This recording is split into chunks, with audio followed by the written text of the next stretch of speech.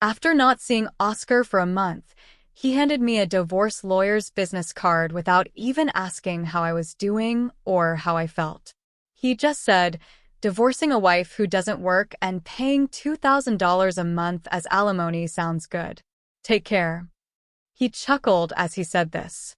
Standing next to him was Nora, who had her arm around him and was wearing the same smug expression. "Fine, let's get divorced then," I said casually. Oscar seemed a bit surprised by how calmly I took it, but he quickly shared a smile with Nora. "It's a good thing Oscar isn't much of a thinker. It makes my plan easier to execute."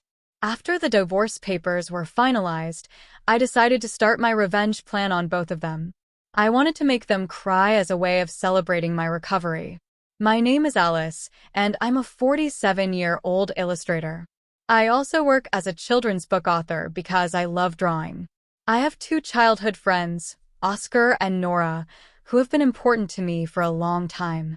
Oscar is also my now ex-husband. Our story began when Oscar asked me out just as I was getting ready to go to a different college after high school. I was surprised because I thought he was interested in Nora, but I couldn't say no to Oscar's confession since I secretly liked him. After thinking it over and talking with Nora, I accepted Oscar's proposal.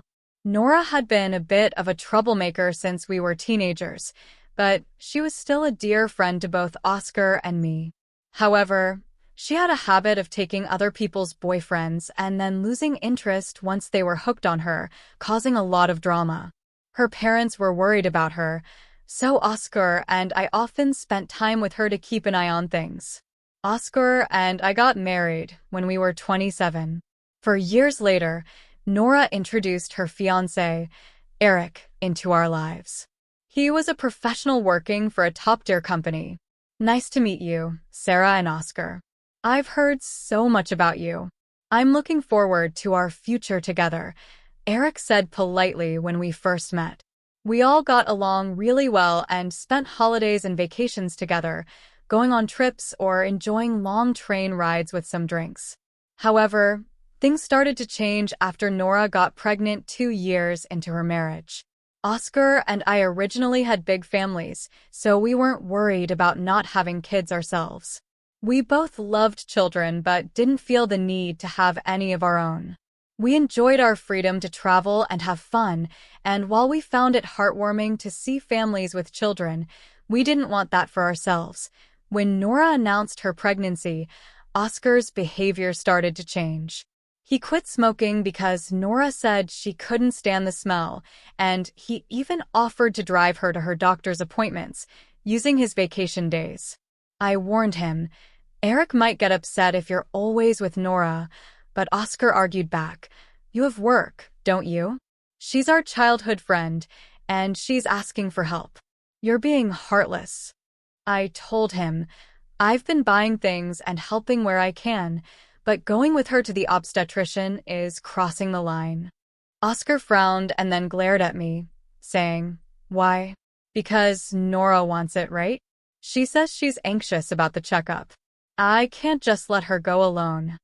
I replied, "If she's anxious, all the more reason for Eric to go with her, right? If you go with her every time, it's almost like you're the father of the baby." Oscar dismissed my concerns and started snapping at me, saying I was being annoying. We had hardly ever fought during our marriage, but things changed when Nora got pregnant. Our arguments increased, and it didn't stop even after Nora gave birth. In fact, Oscar started spending even more time with Nora and their child, Sophia. When Sophia was 6, something significant happened. It was the day before her graduation ceremony, and Oscar suddenly started rummaging through the closet. I asked, "Oscar, what are you doing? Don't you have a meeting tomorrow?" Oscar's workplace had a casual dress code, but he had to wear a suit for client meetings, so he always kept a few suits ready. Now, they were all thrown on the bed. Oscar replied, No, just trying to decide what to wear for the graduation ceremony." I was shocked and said, "What? You're seriously thinking of attending the graduation?" He explained that Eric couldn't make it and Nora had asked him to go. I raised my voice, saying, "Wait, that's absurd.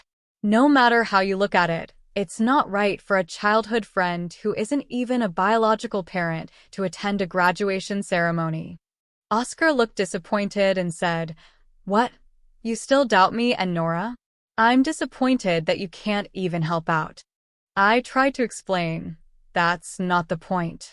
But Oscar cut me off, saying, "Anyway, I'm attending the graduation tomorrow, so iron a shirt properly." He ended the conversation abruptly, leaving me behind and going to the bedroom. I felt I had no choice but to call Nora. "Hello, Nora, about tomorrow." "Oh, sorry about tomorrow. I'm borrowing Oscar," she interrupted. "Won't Eric be upset that Oscar is attending the graduation?" I asked. "Sarah, what are you talking about? I haven't told Eric that the graduation is tomorrow. I'll tell him after the ceremony," she said casually. I was shocked to learn that Eric didn't know about the graduation. After asking more questions, I found out that Nora hadn't informed Eric about any of the kindergarten events, and Oscar had been acting as if he were the father at the kindergarten. I felt dizzy with frustration at their selfishness. "Wait a minute, Nora. Isn't that extremely unreasonable? It's disrespectful to Eric. Just because Oscar is a childhood friend." "What's wrong, Sarah? You're scary." "Well, see you tomorrow," Nora said, and hung up on me. I was trembling with anger at how Nora dismissed me, but in the end, I ironed a shirt, prepared a tie, and the next morning saw Oscar off to Sophia's graduation ceremony. After that, Nora and Oscar started going out more frequently, from once a month to once a week, and eventually 3 times a week. Even Eric started to have suspicions. One day, while Oscar and Nora were out, Eric visited our house alone. "I'm sorry for visiting late at night, but there's something that's been bothering me," he said. "Is it about the 2 of them?" I asked. "Yes. I would like you to take a look at this," Eric replied, showing me the GPS history from Nora's car. It showed that she had been staying at a hotel 3 times a week on the same days she was out with Oscar. Just by looking at Eric's face, I understood what that meant. "What do you want to do, Eric?" I asked. "I want to take revenge on those 2, he said. "Me too. I can't forgive them for betraying us," I agreed. We started planning our revenge secretly. First, I began increasing my income since I had been saving by doing housework and taking care of Sophia, which had drastically decreased my earnings. Eric switched to working from home, and when Nora and Oscar went out, he would bring Sophia to my house, and we would take care of her together.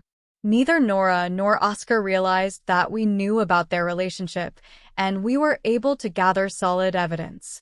Once we had collected enough evidence and were ready to take our revenge, we discovered a shocking truth about Sophia. Eric and I struggled with what to do, but we agreed that we didn't want to hurt young Sophia. We decided to wait until she was an adult to take our revenge. However, even though we decided to endure for 10 years, I was struck with a serious illness. I needed long-term hospitalization and wouldn't be discharged for at least 2 years, even under the best circumstances. While I could work from the hospital room, I knew I had to reduce my workload. After informing Eric about my situation, I consulted Oscar. However, Oscar's reaction was indifferent, as if we were just making small talk. He said, "I'll visit you once in a while." It was clear that Oscar no longer had any affection for me, as he didn't even ask about my condition or the name of the disease. In reality, Oscar only visited once a month or every 2 months. After Sophia's 17th birthday, she started acting strangely. Although she used to visit me almost every day right after I was hospitalized, she became distant after her birthday. Neither Eric nor I could figure out why, and we were puzzled. Even when we asked Sophia, she just said, "Don't worry about it." We eventually learned the reason from Oscar, who rarely showed up. One day, Oscar walked in without even knocking. His appearance had become flashy, a stark contrast to how he used to look. After not seeing him for a month, he handed me a divorce lawyer's business card without asking how I was or how I felt. He said, "Divorcing a wife who doesn't work. Pay me $2,000 a month as alimony. That's the deal. So, take care." He grinned from ear to ear, and beside him, Nora wrapped her arms around him, wearing a similar smug expression. "Fine, let's get divorced then," I said casually. This seemed to surprise Oscar for a moment, but he quickly exchanged smiles with Nora. Oscar's lack of deep thinking made my plan easier to execute. After receiving a notification that the divorce was finalized, I decided to start my revenge plan against the two of them. I wanted to make them cry as a celebration of my recovery. I promptly started to take action. First, I contacted Eric to arrange a transfer to a different hospital. Then, I informed my lawyer that they would be mediating between the two parties from now on. Eric also began to act. He moved near my new hospital with Sophia and started visiting me frequently. Although Sophia still had a gloomy expression, I was happy that she came to see me every day. Most of my belongings were already in the hospital room, so I told Oscar to dispose of the rest. I didn't want to bring anything that the two of them might have touched into my new life. Once the hospital transfer and Eric and Sophia's move settled down, I received a call from Oscar. I had only left my seat for a few minutes, but my smartphone already showed 40 missed calls. When I answered, feeling exasperated, Oscar was panicked. "Hey, what the hell is going on?" he shouted. I could hear the voice of a troubled real estate agent in the background, adding to the confusion. I also heard Nora yelling in the background, which made me feel even sicker. "What do you mean? What's going on?" "It's obviously about the house. Why do we have to move out?" Oscar shouted at me as if he wasn't to blame at all. I replied coolly, "Obviously, because that's my house." Oscar seemed to have completely forgotten, but the truth was that the house we lived in was a place I rented as a workspace when I started working as a freelancer. At that time, I didn't have enough income to maintain two homes, and Oscar didn't have enough income to live on his own, so he moved into my place. Therefore, Oscar had never paid the rent or utility bills for that house. Although he contributed some money for living expenses, it wasn't enough to maintain the place. Unfortunately for Oscar, that house was already canceled. It was far from the hospital I transferred to, so I had arranged the cancellation the day after submitting the divorce papers. I didn't inform him because the real estate agent, who knew the situation, said they would handle it. Oscar was shocked. Eric and Sophia suddenly disappeared, and our house was sold. "What are we going to do about our new house?" "I don't know. Maybe stay in a business hotel for now," I suggested as I turned on the speaker and started working. Oscar yelled in frustration, "Don't screw with me." However, he quickly changed his tone, trying to be more soothing. "Well, whatever. When will you transfer the money? We're running low on cash." "What are you talking about?" I asked, confused. "Don't mess around. I told you to pay $22,000, didn't I?" he demanded. "I don't recall agreeing to that," I responded nonchalantly. Oscar began to scream incoherently on the other end of the phone, apparently thinking he could get money from me and had been spending carelessly. Even if he had $22,000 left, I wondered how he planned to get by for the rest of the month. "Hey, don't just stay silent. Say something." "There's really nothing to talk about," I retorted, leaving Oscar momentarily dumbfounded. He soon started yelling again, growing increasingly annoyed. I addressed him in as cheerful a tone as I could muster. "Anyway, we're basically strangers now, so please don't contact me anymore. You'll hear from my lawyer." "Huh? Lawyer?"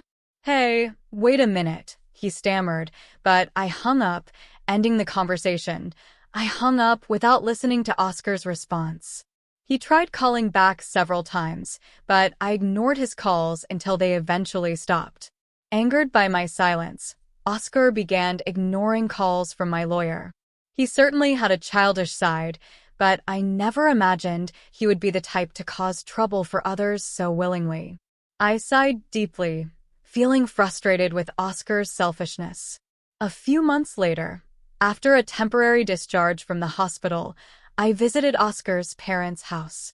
Oscar and Nora were there, looking small and trembling. Oscar's father was giving him a stern look, clearly upset. "You tell him my parents is a low blow," Oscar said, glaring at me. "Oh, I just reported that we got divorced," I replied calmly. Oscar glared at me again, but he shrank back under his father's stern gaze. I had always had a good relationship with my in-laws and even visited and dined with them when Oscar wasn't around. Despite being well-loved by them, I felt it was wrong not to share the details of our divorce, so I went to visit them. "Is it true that you're remarrying Nora?" Oscar's father asked. "Yes, it's true," Nora replied. "I'm starting over with Sophia as a family." "What are you talking about? Your only family is Sarah," Oscar's father said sharply. "She's not my family anymore." Oscar's words made his father frown, clearly frustrated with his son's attitude. Oscar shook his head several times and then handed me a piece of paper. It was a bill from a nearby luxury hotel. "What's this?" I asked, looking at the bill. "It's the bill from the hotel we stayed at," Oscar said, acting as if it was obvious. He pointed at the bill on the table and then suddenly collapsed onto a nearby chair. Oscar's mother gasped, clearly upset, and looked at him with disbelief. Nora wore a similar expression of shock. "Why are you so angry?" Nora asked. "It's just that the family is changing because I'm getting married. Plus, you'll have a grandchild, a blood-related one at that. Aren't you happy about that?" My mother-in-law looked as if she couldn't believe what she was hearing. She glanced at me and then turned away. Both of my in-laws had understood that I didn't want children and had always treated me like their own daughter. They treated Nora the same way, but there was always a clear boundary between a daughter-in-law and a friend. I remembered how Nora often complained about not being fully accepted by my mother-in-law, so I knew she wouldn't be happy about this situation. Nora should have anticipated that too. "You do understand Sophia is your grandchild, right?" Nora said, trying to justify her position. "So, you should be happy about that. She's a child I've known since she was little." "Oh, but half of her blood is from Oscar, right?" Even after all this, Nora showed no sign of remorse and acted as if she couldn't understand the problem. Her behavior gave me chills. At that moment, someone who had been silent until now spoke up. "Enough already." "It's disgusting," said Sophia, who had been quietly playing with her smartphone in the corner of the room. She spoke to Nora without looking up. The room fell into stunned silence. "My dad is the only one I consider my father, whether we're related by blood or not. He's the only one. Oscar has always been the one to attend your school events. I heard everything from Dad, how he was always informed of the event dates after they were over, how even the events themselves were kept from him. But Dad always said I was his daughter, so I am his daughter, and I will never be yours." Sophia glared at Nora as she said this. Then, sitting beside me, Sophia switched to a more concerned tone. "You know, when I found out about this, I thought you would hate me. But Dad said that wasn't the case, so I came here today." "Sophia, I love you so much," I said, feeling moved. "You were so kind to visit me every day while I was in the hospital. I was really happy." Sophia, perhaps relieved of her anxiety, teared up and hugged me tightly. Even though Sophia might indeed be a child born from an affair between Oscar and Nora, she was a child I had taken care of for 17 years. There was no way I didn't have affection for her. "Speaking of which, Nora, weren't you curious why I wasn't surprised when I found out Sophia was Oscar's daughter?" Nora looked startled. Before she could speak, a new person entered the room. It was Eric. We knew from the start, 14 years ago. Eric said. Actually, I was shocked when you mentioned divorce. Unfortunately, you're not divorced yet. The divorce papers are still here. Didn't you notice? I was stunned that Nora and Oscar hadn't confirmed the status of their divorce, especially since Nora had been demanding a divorce unilaterally. It was clear she hadn't realized that, despite the 100-day waiting period for women to remarry, they hadn't finalized the divorce yet. So Nora is still my wife and Sophia is still my daughter? I said, trying to process the information. Well, since there won't be a wife. Eric started, but was interrupted. What do you mean a 19-year-old can choose their parent? Nora said, that's not true. Sophia wants to be with Mom, right? Nora said, looking at Sophia. Sophia frowned at Nora and held my hand. Nora was left speechless and glared at me. Oscar suddenly burst into laughter. So that's what it is. You two are together, huh? But too bad. Isn't it impossible to live on Eric's salary alone? Can you stop making weird assumptions? I said. Also, it seems Eric earns double the amount you think. Nora knows about it. Oscar laughed again. It's probably a bluff. Besides, it's impossible for you to work while dealing with your illness. You'll just die miserably somewhere this time.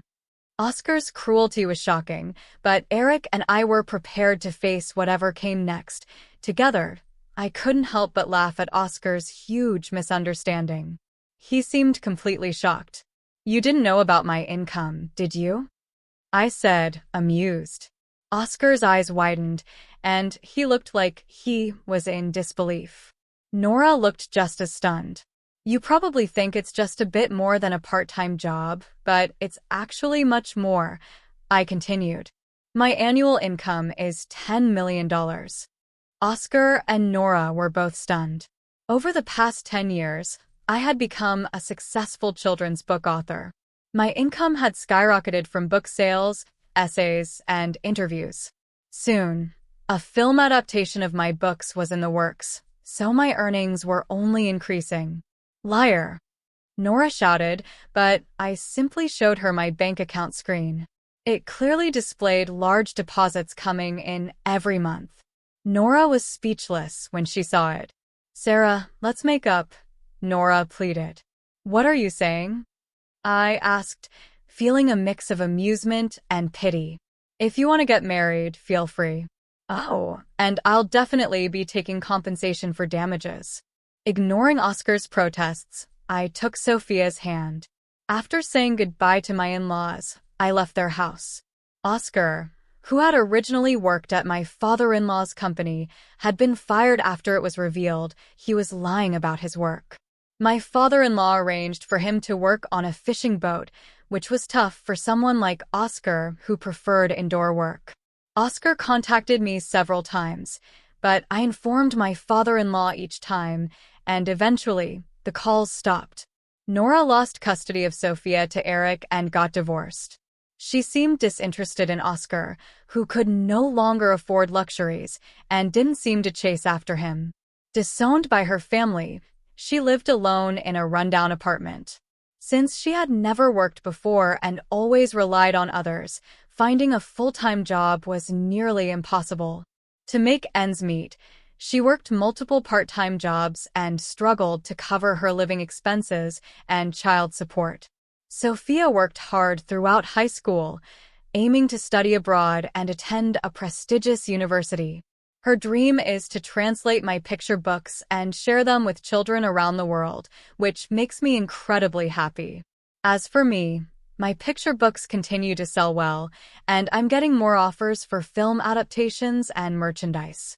My health is improving, and while I'm still hospitalized, my doctor recently told me I might be able to leave the hospital next year. Eric and Sophia visit me every day. Recently, Eric confessed his feelings and proposed remarriage. I haven't decided yet, but I can't deny my feelings for him. He wants us to live together when I leave the hospital.